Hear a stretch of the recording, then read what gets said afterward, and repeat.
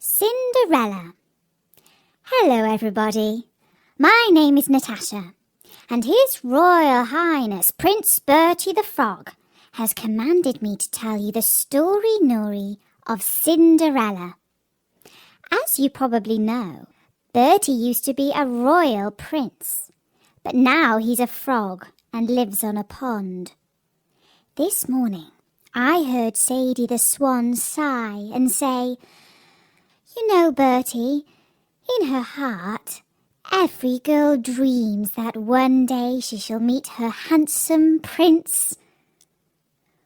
"Well, they are just silly," interrupted Colin the Carp, who is a very grumpy fish. "Why can't they ever wish to meet a handsome carp? That's what I'd like to know." "Oh, Colin," said Sadie, "you have no idea."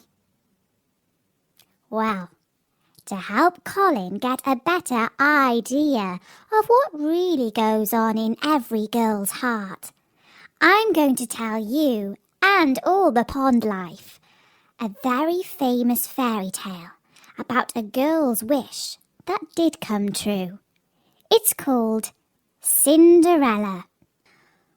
Once upon a time, there was a gentleman who married for his second wife the proudest and most haughty woman there ever was.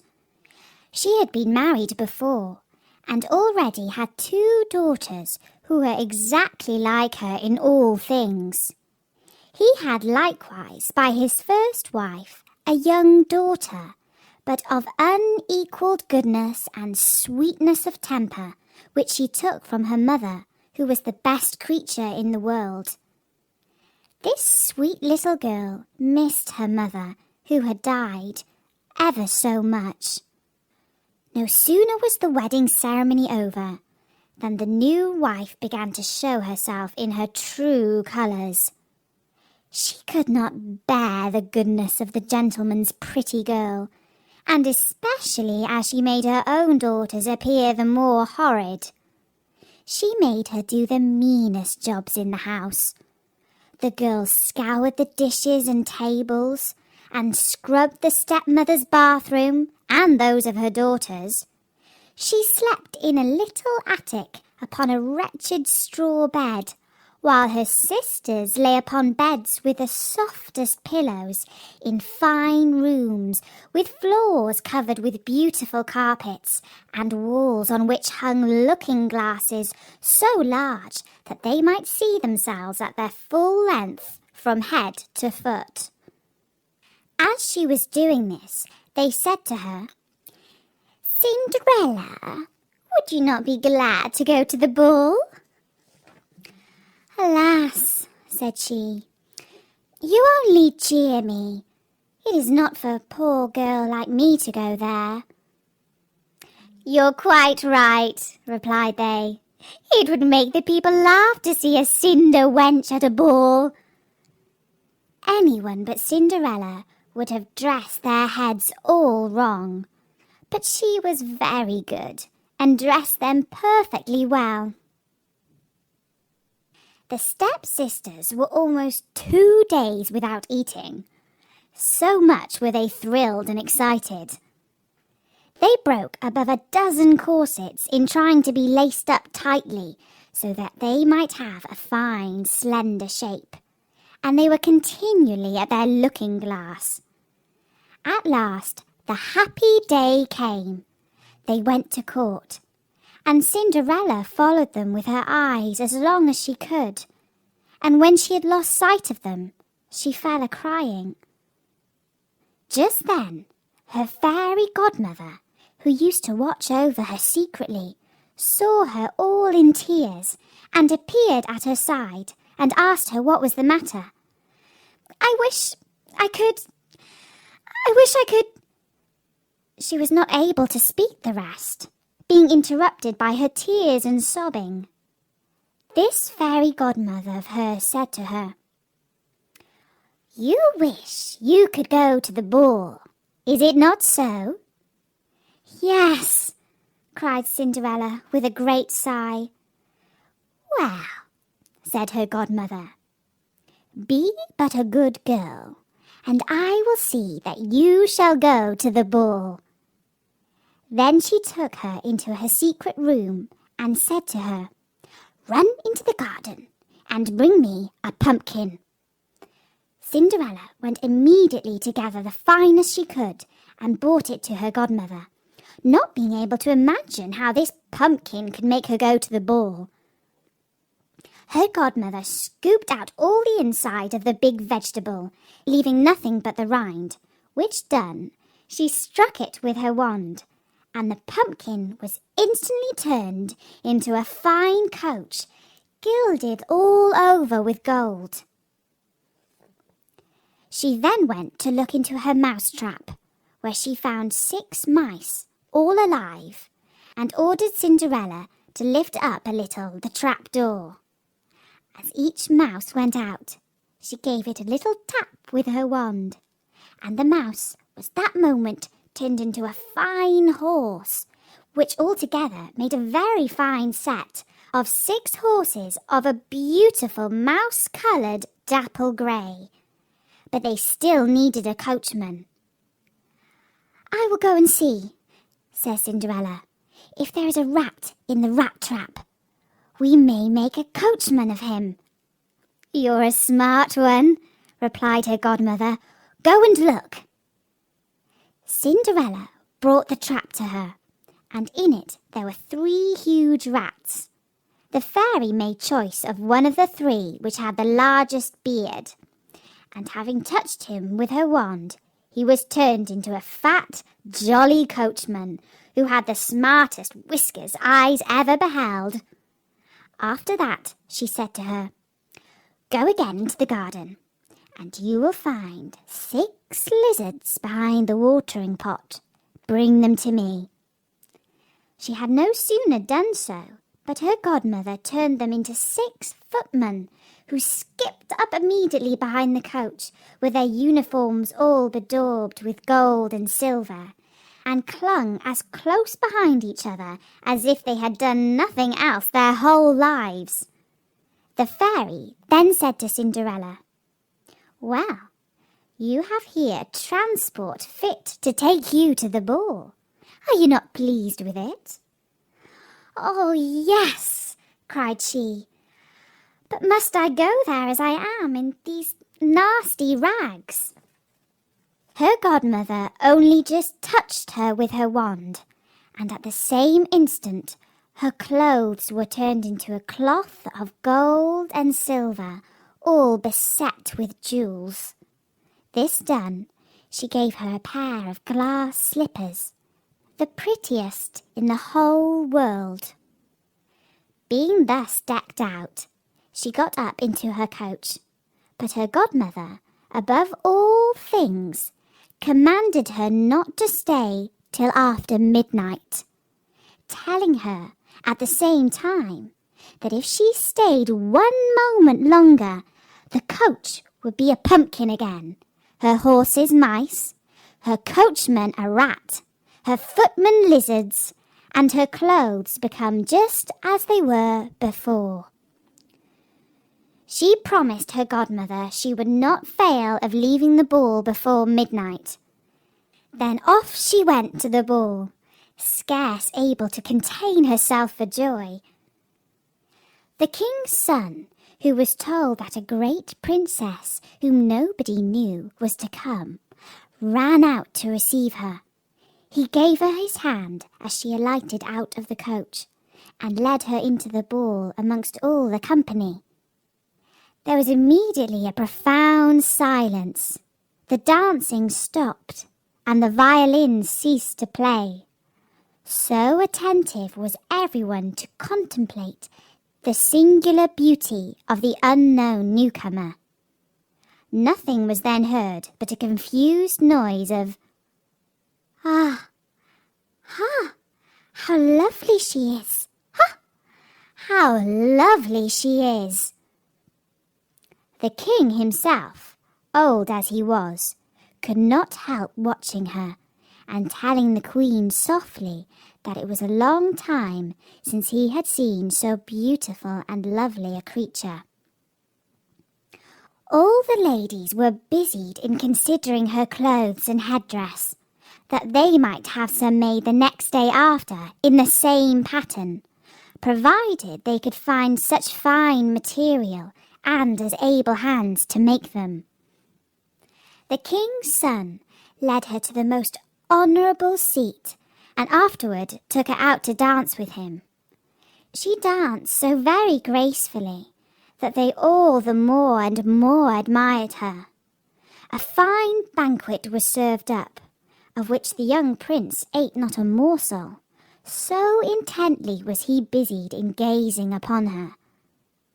She went and sat down by her sisters, showing them 1,000 polite gestures, giving them part of the oranges and lemon blossoms which the prince had presented her with, which very much surprised them, for they did not recognize her. While Cinderella was thus amusing her sisters, she heard the clock strike 11 3/4, whereupon she immediately made a curtsy to the company and hasted away as fast as she could. When she got home, she ran to seek out her godmother, and after having thanked her, she said she could not but heartily wish she might go the next day to the ball, because the king's son had desired her to go. As she was eagerly telling her godmother whatever had passed at the ball, her 2 sisters knocked at the door, which Cinderella ran and opened. "How long you have stayed!" cried she, gaping, rubbing her eyes, and stretching herself as if she had been just waked out of her sleep. "If you had been at the ball," said one of her sisters, "you would not have been tired with it. There came the finest princess, the most beautiful ever was seen with mortal eyes. She was 1,000 times nice to us, and gave us oranges and lemon blossoms." Cinderella seemed very indifferent in the matter. Indeed, she asked them the name of that princess, but they told her they did not know it, and that the king's son was very uneasy on her account, and would give all the world to know who she was.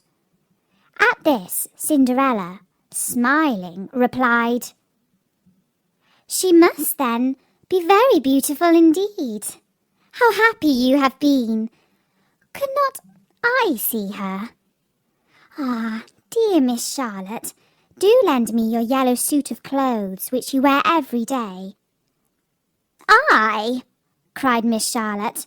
"Lend my clothes to such a dirty cinder wench as you? I should be a fool." Cinderella indeed expected well such an answer, and was very glad of the refusal, for she would have been sadly put to if her sister had lent her what she had asked for jokingly.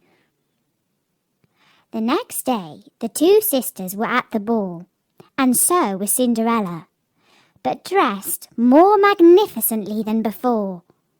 The king's son was always by her, and never ceased his compliments and kind speeches to her, to whom all this was so far from being tiresome, that she quite forgot what her godmother had recommended to her, so that she, at last, counted the clock striking 12, when she thought it to be no more than 11. She then rose up and fled, as nimble as a deer. The prince followed, but could not overtake her. She left behind one of her glass slippers, which the prince took up most carefully. She got home, but quite out of breath, and in her nasty old clothes, having nothing left of all her finery but one of the little slippers, fellow to that she had dropped. The guards at the palace gate were asked if they had not seen a princess go out. They replied that they had seen nobody go out but a young girl, very meanly dressed, and who had more the air of a poor country wench than a gentlewoman. When the 2 sisters returned from the ball, Cinderella asked them if they had been well entertained, and if the fine lady had been there.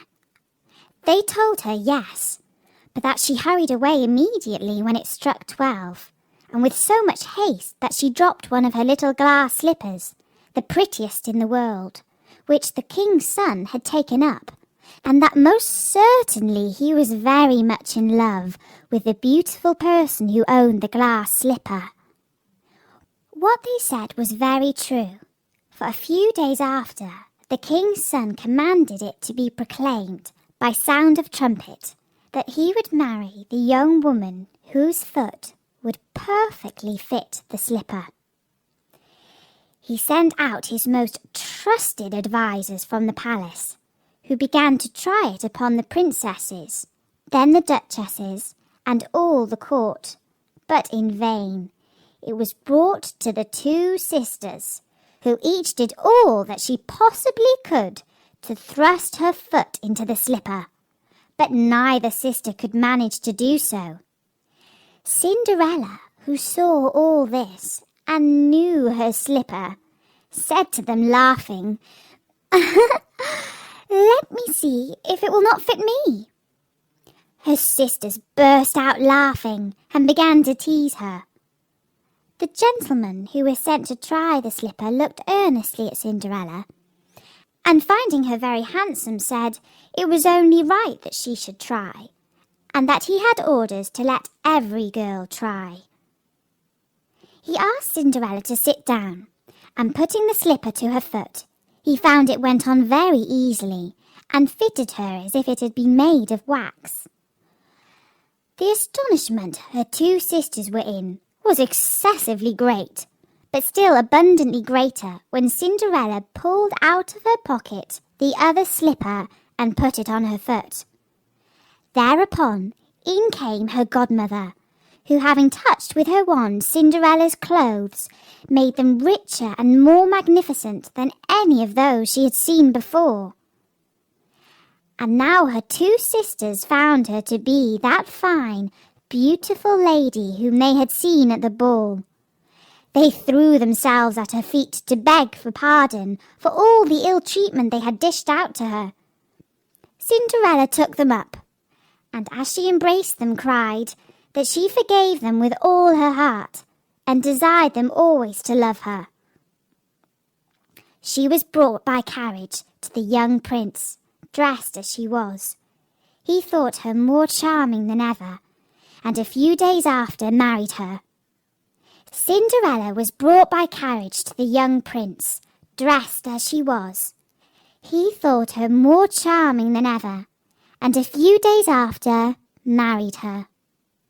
Cinderella, who was no less good than beautiful, gave her 2 sisters rooms in the palace, and that very same day matched them with 2 great lords of the court. And that's the story of Cinderella.